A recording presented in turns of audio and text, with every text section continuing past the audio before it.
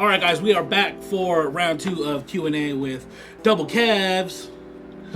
Subscribe to RGK on YouTube. Follow him on IG. We'll put the handles right here. Unsubscribe to Kevin. So we have 3 more questions from our batch of questions from last night, and then we're gonna spitball questions to each other. You know, get to know each other a little bit better. Yes. Intimately is the correct word. So, just the question is some of these things are weird. Okay, are canted sights on a gas blowback, a gas blowback rifle specifically, a good idea? So for those who don't know what cantered means, 45-degree offset. 45-degree offset. Typically 45 degrees, but it'll vary. I actually put a cantered sight on one of my AEGs, and I have it zeroed for like 50 feet, and it's only accurate at that 50-foot mark, but I literally had to dial it all the way over because it had to compensate for the HopUp curve that it's giving. It works, but it's not really. It doesn't work. I did that as well. I did it right after I saw the Modern Warfare trailer, when I saw him actually use cantered sights, and I was like, oh, that's kind of cool. Let me try that on my AEG. So I did the same thing. I used it on my AEG and zeroed it in for that cantered sight, and it was only accurate for about maybe like 100 feet. And after that, it would just curve all the way. But it helped. I just wasn't used to using it. I was just using my main sight. Wait, you said the BB's curve? Yeah, my BB's curve. You're a speed subject. You guys don't use HopUp. Ooh. Okay. Ooh. I did see a guy who had it on a 45-degree mount, but he had it to the left of the gun. So he would sight in the gun with his dye mask, and then the optic would be at the off angle, and he would aim. But he wouldn't hold it at an off angle. No, yeah. So it would just be off. I think that's how he would aim it. It was really weird. No, but the moral of the story is, don't do it. In Airsoft, and in the real steel world, if you don't look cool, then what's the point, dude? What really matters is just looking cool. How to be a speedy boy. That's both of you guys. How to be a speedy boy. My thing is, obviously I'm not a speedy boy. There's like two levels, maybe 3 levels of speedy boys. The speedy boys that suck at being speedy boys, then there's speedy boys that are like speedy boys that are trash, and then there's good speedy boys. I mean, they're very small. Are there ever really good speedy boys? I mean, okay, but what is a speedy boy? Someone who runs fast with their gun and shoots really hard. While running, no shoots aim. Shoots hard. Or shoots fast. Shoots fast. Shoots hard. Shoots hard. Shoots all the BBs at one time. And that's a general high-level speedy boy. Why do we have to put labels on it? I know, Airsoft is Airsoft, guys. Come on. All Airsofters. Literally just shoot people and just move around. Some guys faster than the others. I know. Yeah. Some are athletic. That's it. I'm not. You said it. I didn't say it. Are you agreeing? It's a trap! Then it makes you just as guilty. Okay, so now we're just going to freestyle questions.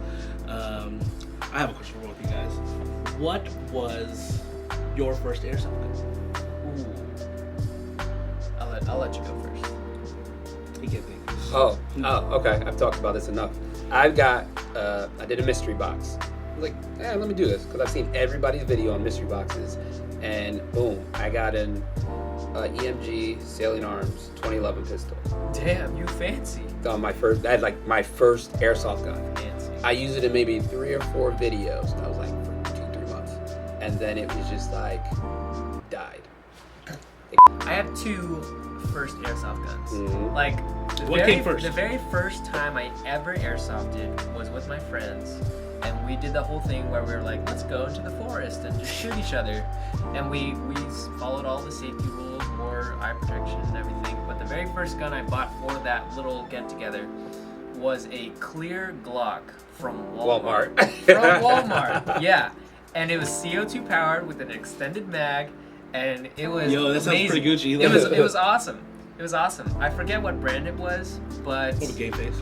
something, or like, I don't know. Walmart stopped selling those guns. Some generic plastic gun brand. So after But you that, knew it was a Glock.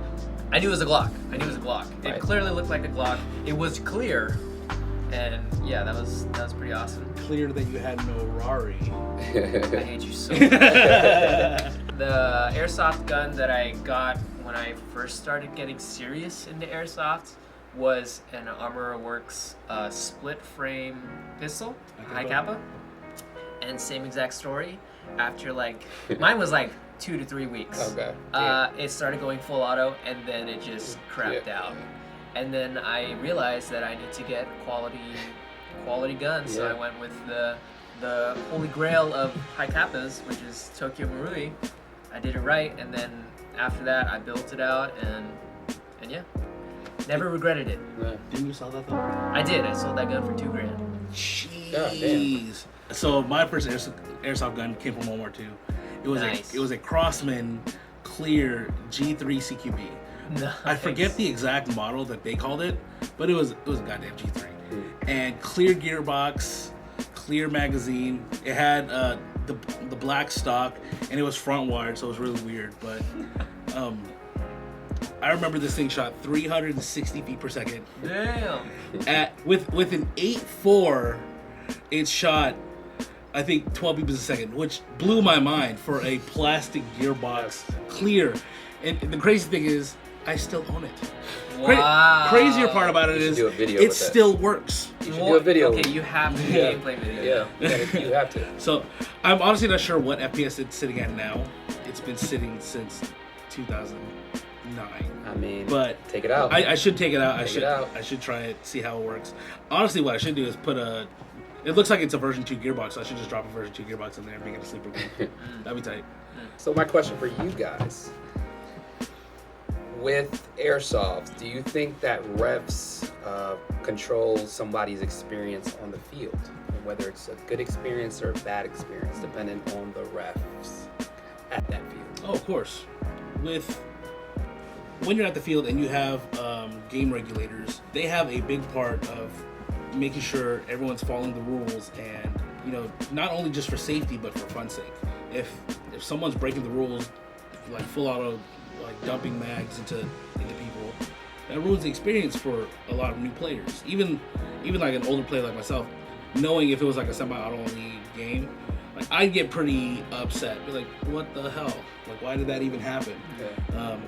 Of course, there's gonna be the it was an LMG, he's allowed to go full auto, situations. But if it's just some dude that's like wrecking the field, the ref, like, it needs to be brought to the ref's attention first. Once it has been brought to the ref's attention, it is their job to regulate it. At the same time that they can make the game, they can break the game. So if their lack of response to that, no matter how many times people get complain about it, it'll ruin someone's day. So I'm gonna actually talk about refs in a SpeedQB kind of mindset. SpeedQB is obviously a very formatted game. There's clearly objectives, there's things to do, but there have been times in SpeedQB games where refs make or break your game. Very hardcore make or break your game. Refs can call no calls, or they can see no calls and not do anything about it. Which sometimes happens in SpeedQB since it is such a fast-paced game. There's a lot of BBs flying around. People will either call their hit or not call their hit, and it's up to the refs to determine if that was a no call or not. If it was a no call, that's an automatic loss for the other team. But that no call, if they don't call it, can cause us to lose that match because he'll get into a better position, sweep us, do whatever he wants. So having refs that are into the game and want to actually do their job and do it right. Yeah. Which, shout out to Project N1 refs that are reffing the current SpeedQB season. You guys are doing a phenomenal job at kind of making sure that everything is fair. All the no calls are being called, and you're actually being, observant of them. So shout out to you guys. But like I said, it will make or break your game in the SpeedQB sense. So having good refs is very important, and having bad refs will kind of ruin the sport for us. Yeah, having refs that actually care. Yes. That's a big thing. Refs that actually care and know the sport and help and want to grow up. Because you'll have refs during an open play. A lot of refs will just sit there and not regulate anything. They'll hear something and they'll be like, "Yeah, I'm not gonna go there." Yeah. but other refs that are actually rotating around the field, walking around, making sure everybody's good. People start arguing. No, both you guys go back. Both you guys. Who cares? Don't argue with me. And to keep it moving, keep the game flowing, and making sure everybody's experience is great.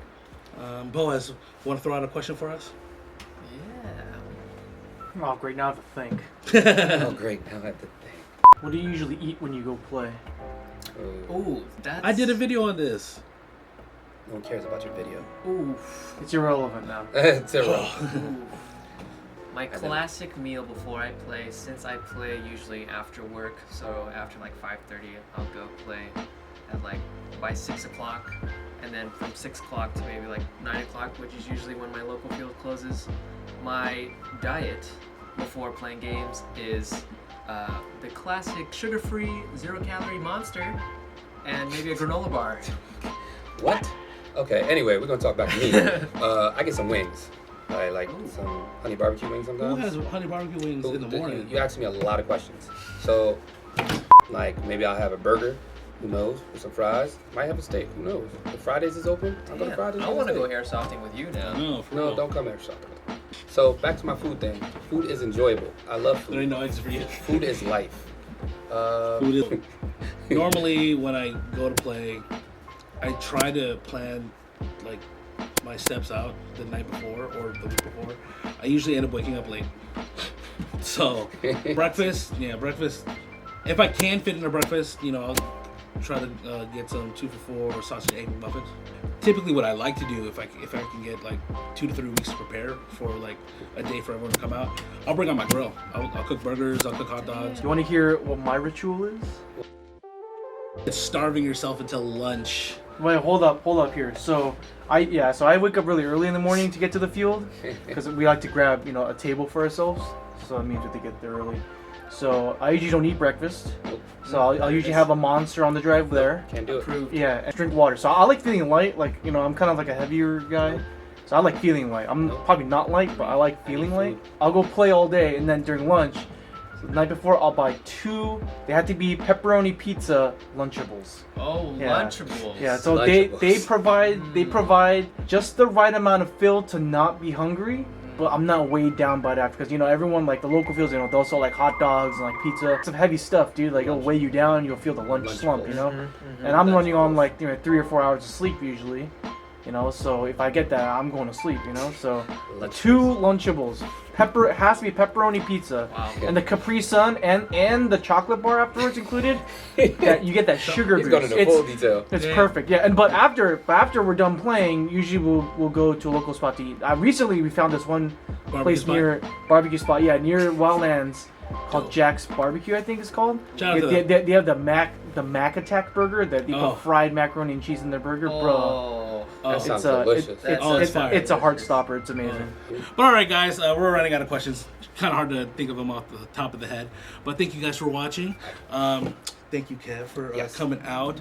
Go subscribe to him. Kevin number 1. Oh.